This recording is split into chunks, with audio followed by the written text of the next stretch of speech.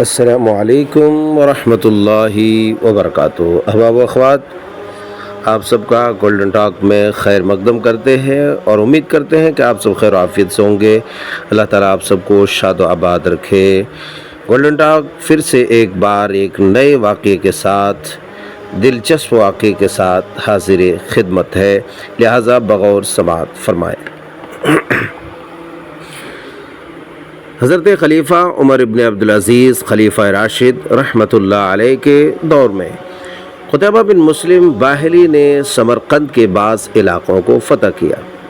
علاقہ کے لوگوں نے خلیفہ کے پاس شکایت کی کہ اسلامی شریعت کے مطابق ہمیں اس بات کا اختیار نہیں دیا گیا کہ اسلام قبول کریں یا ذمہ بن جائیں یا جنگ کو قبول کریں۔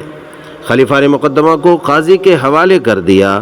قاضی نے اہل سمرقند کی شکایت کو درست قرار دیا۔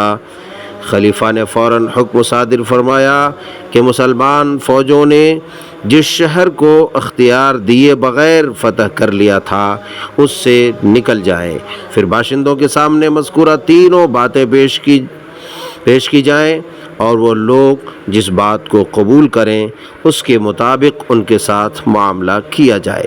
اس فیصلے کو سن کر زیادہ تر لوگوں نے ذمہ بننا قبول کر لیا اور کچھ لوگ اسلام میں داخل ہو گئے۔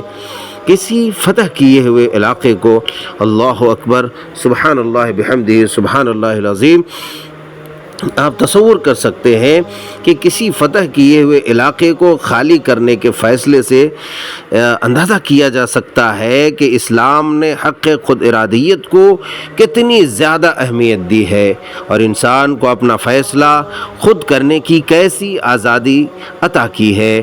اس پس منظر میں ہم دیکھ سکتے ہیں کہ اسلام نے انسانیت کے احترام کی کتنی عمدہ اور اعلیٰ مثال قائم کی ہے۔ دشمن بھی اگر اپنے کسی حق کا مطالبہ کرتا ہے تو اس پر انصاف کے ساتھ غور کیا جاتا ہے اور انسانیت کی بنیاد پر فیصلہ کیا جاتا ہے۔ آپ تصور کر سکتے ہیں اور یہ اندازہ لگا سکتے ہیں کہ اس طرح کے فیصلے اور اس طرح کے تابناک اور روشن واقعے صرف اور صرف اسلام ہی میں مل سکتے ہیں۔